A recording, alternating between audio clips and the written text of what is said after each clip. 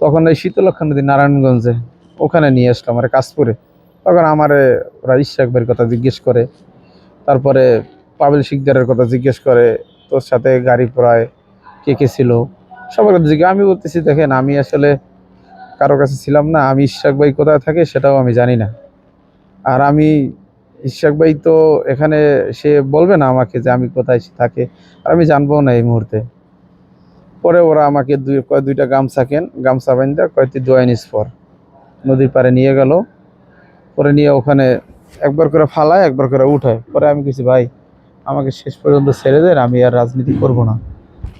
এরপরে ওর ভিতরে অনেকক্ষণ মারলো আমাকে ওখানে বসে, তুই ক ইশাক ভাই কোথায়, পাবেল শিকদার কোথায়, তুই যাদের রাজনীতি করো তারা কোথায়।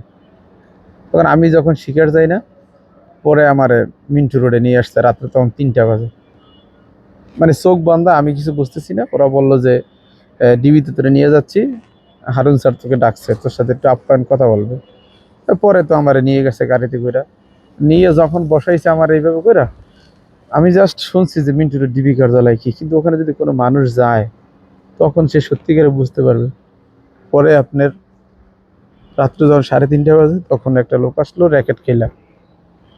আসার পরে মনে করেন আমার এই হাত দুইটা পিছনে এরকম বাঁধছে, বাঁধার পরে এবং কাইতে পড়ছে, পা দুইটা এরকম জাগাইছে, পার ভিতরে একটা পড়ছে আপনার এই লাঠি আছে ওদের বড় রোল স্টামের মতো, ওইটা ঢুকেছে। ঢুকানোর পরে মনে করেন পাটতলিতে পিটায়, পাটতলিতে ওরা পিটাচ্ছে। তখন শিকারছে আমার পাশে আর দুইটারে পিটিতেছে, এমন টর্চার করতেছে মনে করে যখন পাপাসে একটা বাড়িতে, তখন আর কোনো থাকে না, কোনো মানুষের সেন্স থাকে না বাড়িতে। তখন আমি নিজে বাধ্য হয়ে বলছি যে ভাই আমি আর কোনো রাজনীতি করব না, আপনারা যত গাড়ি আছে ঢাকার শহরে সব গাড়ি আমি পুরাইছি, তারপর আমার আর মাইরেন না। পরে আমারে বলে যে তুই এখন 5 লাখ টাকা দিবি। আমি কি ভাই, আমি ঢাকার শহর টি শুরু করি, আমি 5 লাখ টাকা কোথা থেকে দিব, তো বাড়িতে আছে কে?